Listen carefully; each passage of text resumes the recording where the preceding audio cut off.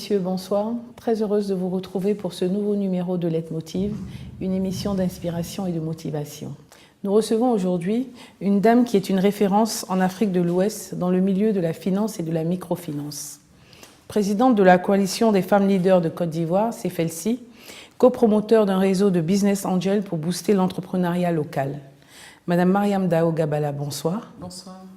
Merci d'avoir accepté notre invitation. Pour nos téléspectateurs qui ne vous connaissent pas, qu'est-ce qu'on pourrait dire pour vous présenter et décrire le début de votre parcours? Pour me présenter, je dirais que je suis évidemment Mariam Gabala, épouse d'Ao. Je suis mariée, mère de 5 enfants. Et j'aime bien dire que je suis le produit de l'éducation nationale ivoirienne parce que j'ai fait toutes mes études en Côte d'Ivoire. Souvent on me demande dans quelle université américaine tu as fait tes études. Non, je les ai faites en Côte d'Ivoire et je suis fière de le dire. Donc après le bac au lycée Sainte-Marie, je suis rentrée à l'école supérieure de commerce d'Abidjan.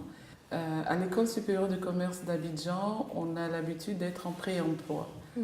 Et pendant que moi je suis rentrée en pré-emploi, j'ai voulu continuer quand même les études. Et c'est ce qui m'a permis de faire 6 mois supplémentaires à HEC et puis plus tard de faire quelques mois à HEC Montréal. Ma carrière s'est développée très très vite.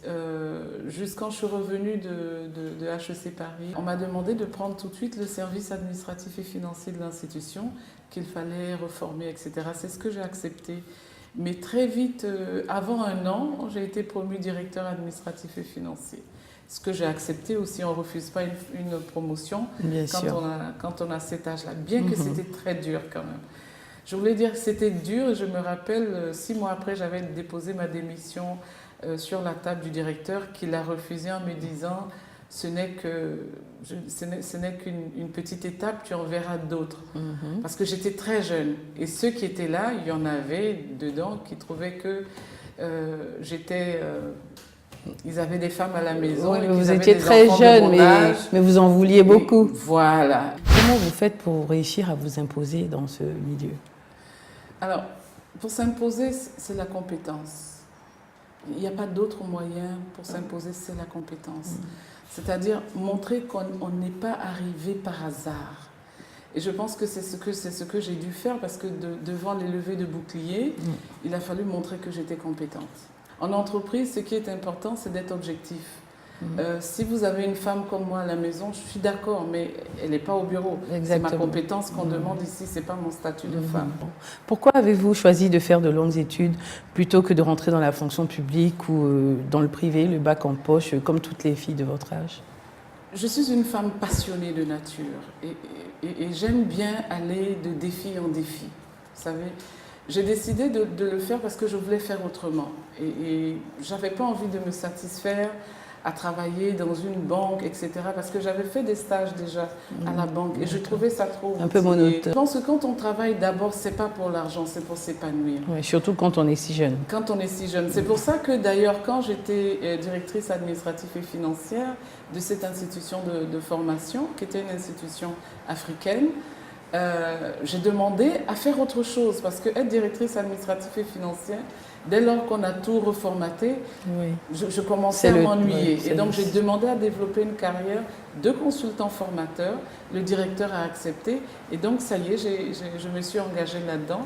Et je l'ai tellement bien développé que après, quand j'ai quitté l'institution, j'ai plutôt continué dans ce volet de consultant formateur. Je rappelle que vous êtes la présidente de la CFLC, Coalition des femmes leaders de Côte d'Ivoire. À ce titre, vous avez créé un concept dénommé « Pourquoi pas la femme ?» Pourquoi pas une femme? Pourquoi pas une femme, oui. D'accord. Vous avez pu former plus de 450 femmes pour les préparer à s'investir dans la vie publique et même à se présenter aux élections. C'est ça. Expliquez-nous un peu tout ça. Alors, pourquoi pas une femme? Je vous ai dit tout à l'heure que j'avais eu une difficulté au travail à 24 ans, devant la résistance des hommes, de voir une si jeune femme venir. À un poste de responsabilité. Voilà. Mais surtout, je me suis rendu compte que les femmes sont un potentiel économique et social pour le pays, mais que c'est négligé. et qu'on ne peut pas se développer si on ne développe pas ce potentiel-là. Exactement. Les femmes sont le socle de la famille et c'est celles qui sont dans vraiment un certain nombre d'activités. Et le pourquoi pas une femme, on peut le décliner de plusieurs façons. Ça peut être pourquoi pas une femme avec 3 points de suspension.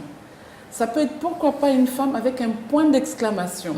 Ça peut être mais pourquoi pas une femme avec un point d'interrogation. C'est pour amener la conscience nationale à se dire mais qu'est-ce qu'on fait des femmes? Comment est-ce qu'on peut les utiliser pour booster notre développement? Comment est-ce qu'on peut en faire des atouts pour le développement et comme c'est le mot à la mode, pour l'émergence de nos pays? On parle beaucoup de sécurité alimentaire dans nos pays. Comment pouvons-nous aller à la sécurité alimentaire si on n'aide pas les femmes à mieux produire? Elles ne demandent pas de dons, elles ne demandent pas de subventions.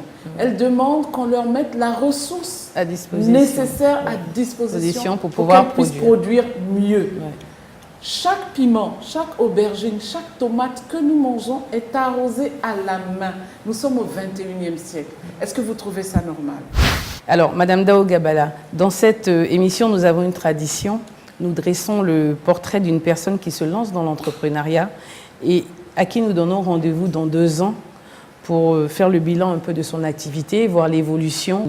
Je vous propose donc de suivre le portrait de la semaine.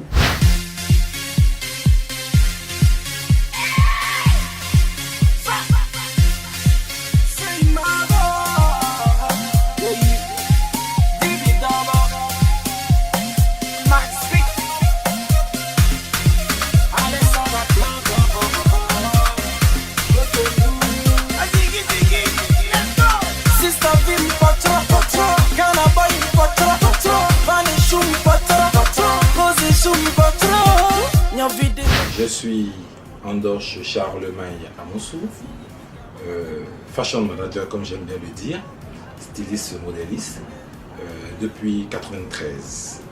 À ce jour, je suis l'initiateur de la marque Lolo Andoche, qui existe depuis 21 ans aujourd'hui, et a commencé en 1993 et qui continue jusqu'à aujourd'hui, a fait son petit chemin.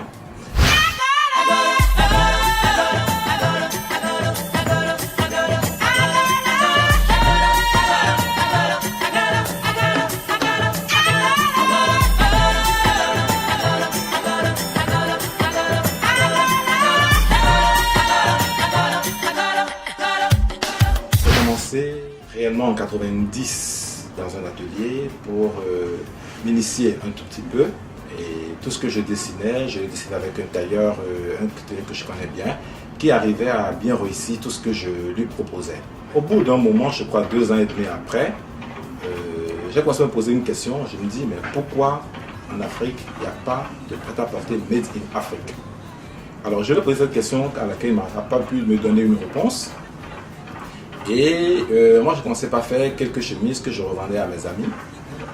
Et ça va être ce moment que j'ai acheté la première machine, la deuxième machine.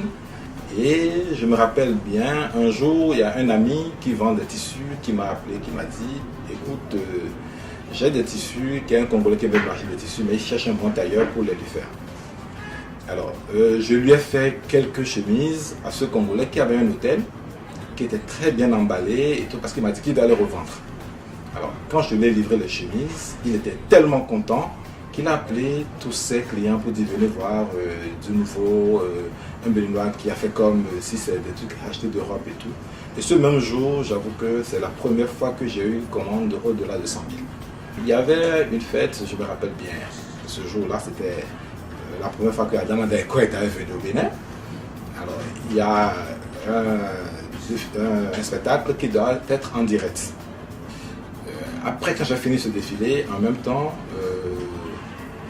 les patrons de la structure du tissu que j'ai utilisé m'ont appelé. Vous nous avons vu, tu as fait des trucs très bien avec notre tissu. Nous proposons ce que tu exposes dans notre vitrine pour que les clients, quand ils viennent acheter chez nous, on les envoie avec toi.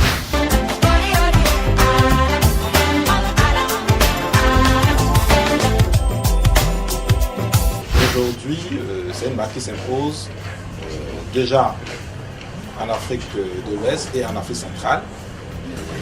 Bientôt, notre objectif, c'est d'avoir des magasins un peu partout en Afrique.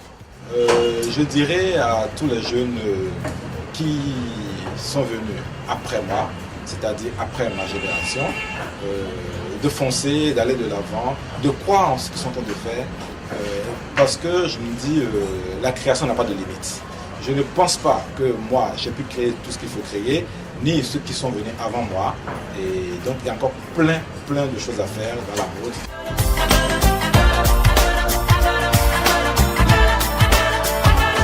Mesdames et messieurs, de retour dans votre émission Leitmotiv avec notre invitée Madame Dao Gabala, qui est coach d'entrepreneurs.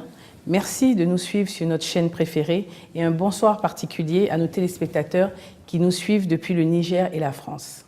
Madame Dao Gabala, que pensez-vous de ce reportage? Mes premiers mots, c'est d'abord des mots de félicitations et d'encouragement. Vous savez, faire ce pas, laisser un emploi certain, décider d'entreprendre, c'est un grand pas, c'est le pas d'une vie. Et j'aimerais féliciter notre entrepreneur. Quand vous voulez entreprendre, dites-vous que vous ne pouvez pas compter sur les autres pour développer votre affaire. Il faut d'abord vous devez compter sur avoir soi-même. un petit quelque chose. Bien ça sûr. peut être la famille, ça peut être des amis, mais les autres vont base. bâtir sur ce que vous Sur avez cette déjà. base que vous avez On ne déjà. peut pas bâtir simplement sur votre idée. Ouais, ouais. Et le deuxième conseil, il ne faut pas penser que c'est la banque qui va m'aider. La banque n'est pas faite pour vous aider. Les banques, commencer une affaire, on appelle ça des start-up, elles sont trop risquées pour les banques. Une banque en fera 1, 2 par an, mais elle n'en fera pas 1000. Oui. Donc il faut d'abord commencer par compter sur soi. Et puis il y a une façon de lever un peu des fonds autour de soi pour pouvoir démarrer une activité. Nous sommes presque à la fin de notre émission. Quelles sont vos perspectives d'avenir? Les perspectives sont bonnes. Disons qu'aujourd'hui, j'ai décidé de me mettre au service, je dirais au service de l'Afrique et au service des entrepreneurs. Ce que je fais aujourd'hui, c'est vraiment de coacher les entrepreneurs, de les coacher pour qu'ils réussissent à réaliser leurs projets. C'est de coacher des leaders aussi, pour leur permettre de mieux s'affermir et de aller au mieux bout de leurs délivrer, objectifs. de mieux réaliser leurs objectifs, mais surtout d'être un réel apport à leur entreprise, à leur pays, disons à leur continent. Donc je fais ces coachs-là. Et puis je fais aussi beaucoup de formations pour les femmes leaders, pour leur permettre d'être encore plus percutantes et de se retrouver positionnées aux plus hautes instances de décision dans le pays, que ce soit en entreprise ou que ce soit en politique. Madame Dao Gabala, merci de nous avoir reçus. Nous vous souhaitons une très bonne année 2015, remplie de succès dans vos activités. Merci à vous. Mesdames et messieurs, quant à nous, rendez-vous pour un prochain numéro de Leitmotiv et n'oubliez pas que le jour où vous décidez de tout abandonner à cause de difficultés, ce jour sera peut-être la veille de votre réussite.